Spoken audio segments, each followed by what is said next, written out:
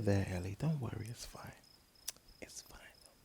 Oh, hello, and assalamu alaikum. Ellie is quite upset today because she's small and she's not growing anymore. But I keep telling her that it's fine. It's okay to be small. There's loads of other teddies that are the same size as you. You'll be fine. I know what'll make her feel better. A bedtime story. The Ant and the Big Bad Woolly Goat, written by Andrew Fusek Peters and illustrated by Anna Wadham. Badger lived in a burrow by the forest. Everything was just so. His milk jug on the shelf, a store of honey in the cupboard, and grain in the kitchen pot. One fine summer's day, he went into the garden to pick cabbages for his soup. While he was out, a huge, bad old billy goat crept into the burrow and barred the door. Badger came back to see his door shut tight. He knocked politely. Billy Goat answered through the window. "Your house is now mine. It serves you right for leaving it unlocked." Badger was angry, but the goat was bigger and badder than him. Badger stomped off to see Boar. He was huge and fierce, with tusks as sharp as crescent moons. "Help me, Boar. Old Billy Goat has stolen my home." "You mean that creature with cloven hooves that stamp and squash?" whimpered the shaking Boar. "Yes, that's the one," said Badger. "I'm terribly sorry, but I'm on a very important job right now, guarding the forest against trespassers." He grunted loudly and charged around to show how big and scary he was. "I wish I could be of more help. Why don't you ask Bear?" Badger stomped off to see Bear in her cave. She towered over Badger. The claws in her paws could cut a tree in half. "Help me, Bear. Old Billy Goat has stolen my home." The ground rumbled as she answered. "You mean the goat that pushed down walls with a head as hard as stone?" "Yes, that's the one," said Badger.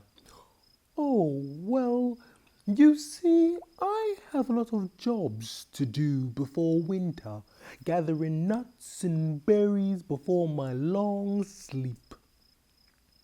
So I can't help you right now. I'm terribly sorry." Badger wandered off and began to cry. It was hopeless. Across his path, they called the little ant. "What's the matter, Badger?" Badger stopped and studied the bug in the dust. "Nothing you can help with me.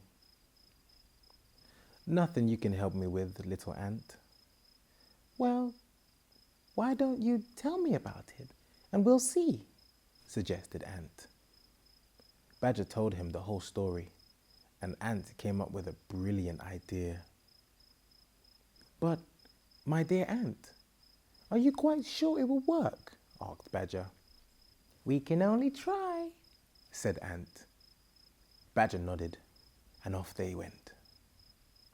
Badger nodded, and off they set. As they approached the burrow, Badger hid behind a tree.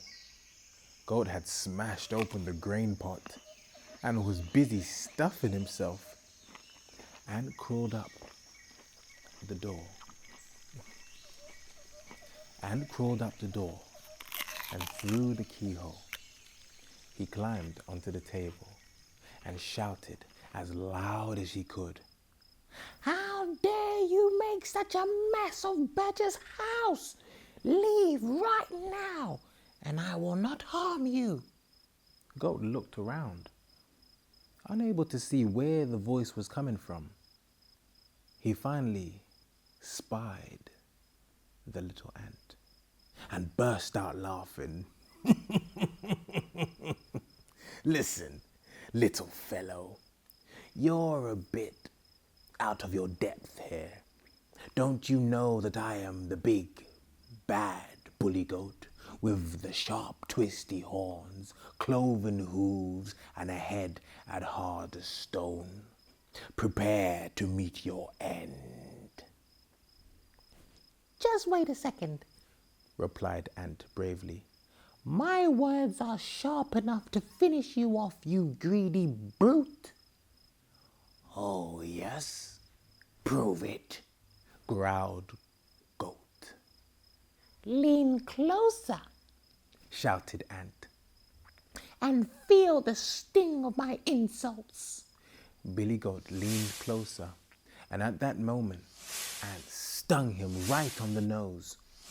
You see, Goat, size isn't everything, cried Ant, leaping up and down in delight.